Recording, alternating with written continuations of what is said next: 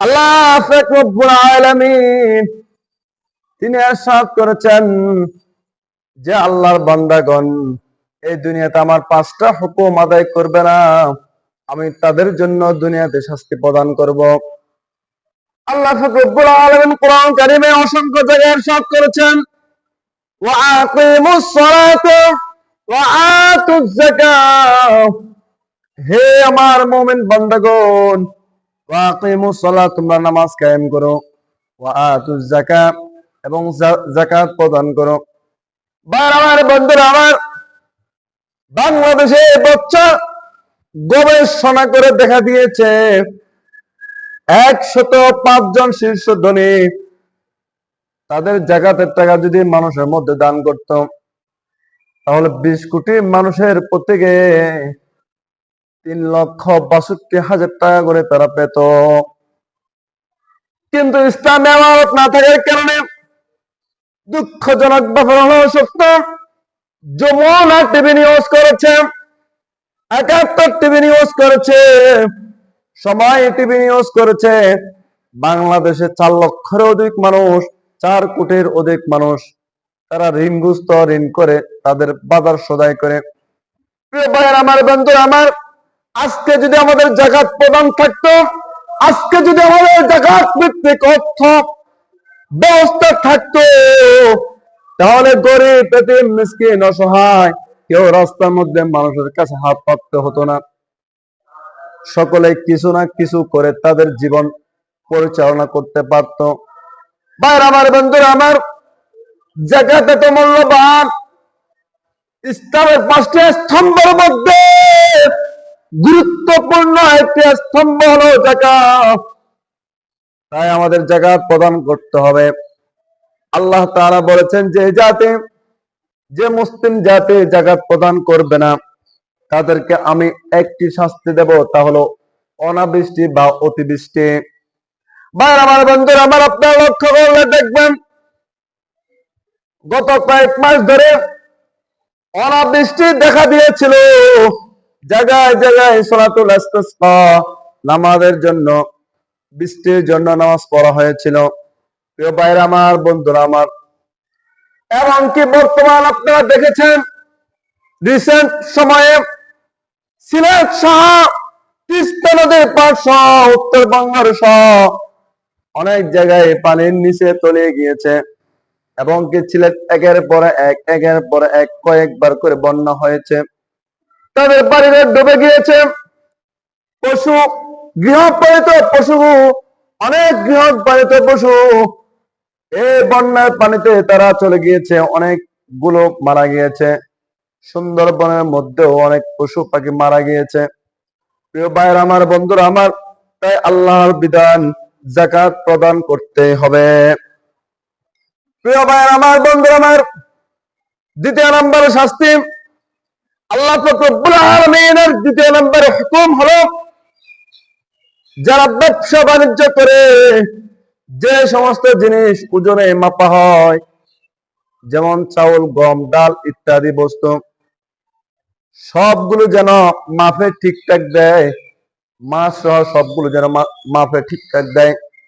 প্রিয় ভাইয়ের আমার, বন্ধুরা আমার, একটি ঘটনা বললে আপনারা বুঝবেন কত দুঃখজনক ঘটনা। গ্রাম থেকে এক ব্যক্তি প্রতিদিন কিছু দুধ, 1 লিটার করে দুধ, 1 কেজি করে দুধ সেই দোকানে নিয়ে যায়, শহরে নিয়ে যায়। শহরে নিয়ে গিয়ে একজন মুদি ব্যবসায়ীর দোকানে দেয় যে আমার দুধগুলো রাখো, এই দুধগুলোর বিনিময়ে তুমি আমাকে সদাই দাও। তখন ওই গ্রাম্য লোক 1 কেজি করে দুধ নিয়ে যাইতো, আর দোকানদার 1 কেজি করে সদাই দিত। একদিন যায়, 2 দিন যায়, 3 দিন যায়, যাইতে যাইতে অনেক দিন অতিবাহিত হওয়ার পরে ওই দোকানদার দুধওয়ালাকে বলল, হে দুধওয়ালা, তুমি তো দুধ কম দিয়েছ। প্রিয় ভাইয়ের আমার, বন্ধুরা আমার, তুমি তো দুধ কম দিয়েছ। এই কথাটি যখন গ্রামের ব্যক্তিকে জিজ্ঞেস করা হলো, গ্রামের ব্যক্তি বলল, আমি তো দুধ কম দিইনি। ওই তুমি কিভাবে বুঝলা তুমি দুধ কম দাওনি? তখন ওই গ্রামের ব্যক্তি বলল, আপনার যতগুলো ওজনে যে বস্তুগুলো দাও, প্রতিদিন তোমার ওই জিনিসের ওজন করে আমি দুধ নিয়ে আসি। প্রিয় ভাইয়ের আমার, বন্ধুরা আমার, তাহলে বোঝাই গেল ওই দোকানদার মাফে কম দিত, তাই তো তাই তো ওই গ্রামের দুধ ওয়ালা ব্যক্তিটা দুধ কম নিয়ে এসেছে। আল্লাহ রব্বুল আলামিন বলেন, যদি কোন আমার বান্দাগণ মাফে কম দেয়, ওজনে যদি কম দেয়, তাহলে আমি তাদেরকে এমন কিছু শাস্তি প্রদান করব, এমন কিছু তাদেরকে অসুস্থতা দান করব, যেগুলো চিকিৎসা তারা খুঁজে পাওয়া মুশকিল। আপনারা দেখেছেন একটি গুজব কিংবা সত্যতা যেটাই হোক, রাসেল ভাইপার একটি সাপ বের হয়েছে, যার কামড় দিলে যার ওষুধ সেবন নাকি এখনো পর্যন্ত বের হয়নি। পৃথিবীর মধ্যে এমন অনেক অসুস্থতা রয়েছে যেগুলোর চিকিৎসা এখনো পর্যন্ত বের হয়নি, যেগুলোর মেডিসিন এখনো পর্যন্ত বের হয়নি।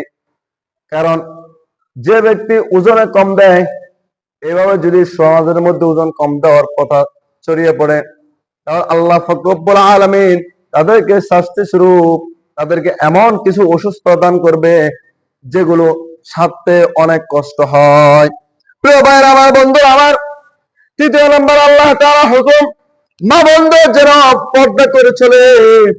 আল্লাহ রব্বুল আলামিন বলেন, যখন সমাজের মধ্যে বেপর্দা বেড়ে যাবে, প্রিয় ভাইয়ের আমার, বন্ধুরা আমার, আজকে আপনারা লক্ষ্য করেছেন, আপনি যদি চট্টগ্রাম শহরে যান, দেখবেন উলঙ্গ বেহায়াপনা অশ্লীলতা ছড়িয়ে পড়েছে।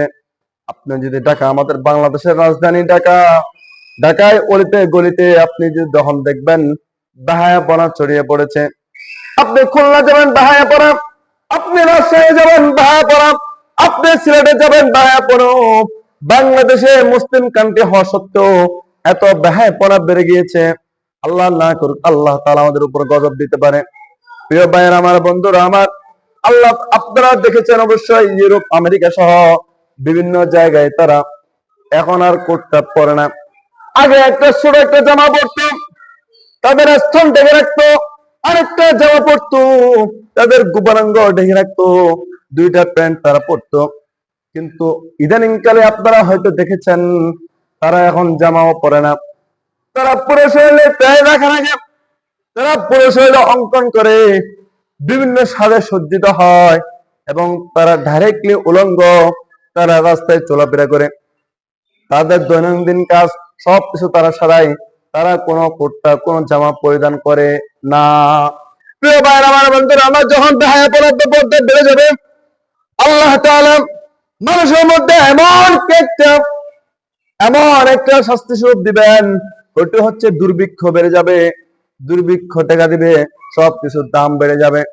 আপনারা আজকে দেখেছেন আলুর দাম বেড়ে গিয়েছে, আপনারা দেখেছেন তেলের দাম বেড়ে গিয়েছে, সবকিছুর দাম বেড়ে গিয়েছে যেগুলো মানুষের প্রয়োজনীয়। কিন্তু মানুষের চাকরির দাম এগুলো বাড়ে নাই। যারা আজকে দেখেছেন সুদখোর, মদখোর, গাঁজাখোর, যারা ইসলামী শরীয়ত বিমুখ কিছু কাজে জড়িত, তারা আজকে সমাজে তাদের শক্তি প্রদর্শন করে। আজকে মাছ গোশত খায়, অধিকাংশ সময় দেখা যায় হয় সে সুদখোর না মদখোর, না হয় সে অনেক মানুষ থেকে অনেক কিছু মুনাফা নিয়েছে যেটা অনৈতিক কাজে। প্রিয় ভাইয়েরা আমার, বন্ধুরা আমার, চতুর্থ নম্বর আল্লাহ তাআলা বলেন, যদি আলেম ওলামার মধ্যে যদি এক একজন এক এক রকম ফতোয়া দেয়, তাহলে সমাজের মধ্যে মতানৈক্য সৃষ্টি হয়। প্রিয় ভাই আমার, বন্ধুরা আমার, 5 নম্বর বিষয় আল্লাহ তাআলা বলেছেন, যদি আমার বান্দাগণ আমার হুকুম না মানে, তারা দ্বিতীয় আর অন্য কোন পন্থা অবলম্বন করে, অর্থাৎ মুসলমানের যদি মুসলমান তো ঠিক না রাখে, আল্লাহ তাআলা ঘোষণা দিয়েছেন, মুসলমান যেদিন থেকে নামাজ ছেড়ে দিবে, মুসলমান যেদিন থেকে যাকাত ছেড়ে দিবে, যাকাত প্রদান করা বন্ধ করে দিবে, আল্লাহ তাআলা ইরশাদ করছে, মুসলমান যেদিন থেকে রোজা রাখা বন্ধ করবে, আল্লাহ তাআলা ইরশাদ করেছে, যথেষ্ট পরিমাণ সম্পদ থাকার পরেও মুসলমান যেদিন হজ করতে যাবে না, হজ করাকে কষ্ট মনে করবে। প্রিয় ভাইয়েরা আমার, বন্ধুরা আমার, ওই দিন আল্লাহ পাক রব্বুল আলামিন মুসলমানের জন্য এমন একটি সরকার, এমন একটি শক্তি, বিদেশি শক্তি তাদের উপর চাপিয়ে দিবেন, যার কঠিনতম কঠিন পদক্ষেপ ওই মুসলমানগণ সহ্য করতে পারবে না। আপনি আজকে তাকালে দেখবেন, আজকে আমাদের সমাজে যদি মেম্বার দেখেন, সাধারণ জনগণ দেখেন, দেখবেন সুদখোর, ঘুষখোর, মদখোর, গাঁজাখোর রয়েছে। আপনি দেখবেন সাধারণ জনগণের মধ্যে নামাজ কালাম না পড়ার যে প্রথা, এই প্রথা দিন দিন বেড়ে চলেছে। আপনি দেখবেন আইপিএল, বিপিএল, টেস্ট খেলা সহ, ইউরোপ আমেরিকার খেলা সহ ফুটবল খেলা সহ পুরো পৃথিবীর সব কোন দিন খেলা, ক্রিকেট খেলা কোন দিন কার সাথে হচ্ছে, ফুটবল খেলা কোন দিন কার সাথে হচ্ছে, এটা মানুষ দেখে, এটা মানুষ ফলো করে। কিন্তু আল্লাহর বিধান নামাজ, এই নামাজ থেকে তারা দূরে সরে রয়েছে। আল্লাহর বিধান সত্য কথা বলা, তারা সত্য কথা থেকে দূরে রয়েছে। মুসলমানের তো ঠিক নাই। আজকে আপনারা যদি মেম্বার দেখেন, এলাকার যেভাবে খেদমত করা দরকার ওইভাবে খেদমত এলাকার মানুষজন পায় না। আপনি চেয়ারম্যান দেখবেন, এমপি দেখবেন, মন্ত্রী দেখবেন। এমনকি আমার একটি রিসেন্ট ঘটনা করেছে,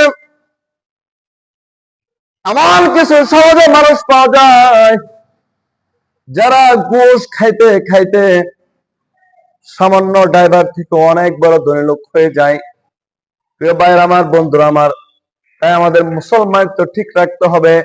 মুসলমানের তো যদি ঠিক থাকে, জুমার নামাজে যেভাবে মুসল্লিগণ আসে বিট করে, ওইভাবে যদি ফজর নামাজে মুসল্লিগণ এসে বিট করে, তাহলে ওই মুসলমানদের উপর কখনো আল্লাহর গজব আসবে না। মুসলমানরা সবসময় একটা জিনিস ঠিক রাখবে, তাহলে মুসলমানিত্ব ঠিক রাখবে। মুসলমানিত্ব ঠিক রাখলে আল্লাহ তাআলার সাহায্য, আল্লাহ তাআলার সাহায্য, আল্লাহ তাআলার মদদ, আল্লাহ তাআলার বিধান যখন এই দুনিয়ায়, আল্লাহর জমিনে আল্লাহর বিধান যখন চালু রাখবে, তখন এই দুনিয়াতে কষ্ট বলতে আর কোনো কিছু বহাল থাকবে না। প্রিয় ভাইয়ের আমার, বন্ধুরা আমার, আমি শেষ করে দিচ্ছি। আমাদের পাঁচটা জিনিস বুঝতে হবে, আমল করতে হবে, জানতে হবে। আপনারা দেখেছেন বর্তমান এই পাঁচটা জিনিস থেকে মুক্ত আল্লাহ তাআলা পাঁচটা বিধান তারাই পূর্ণাঙ্গ মেনে চলছে, তা হলো আফগানিস্তান।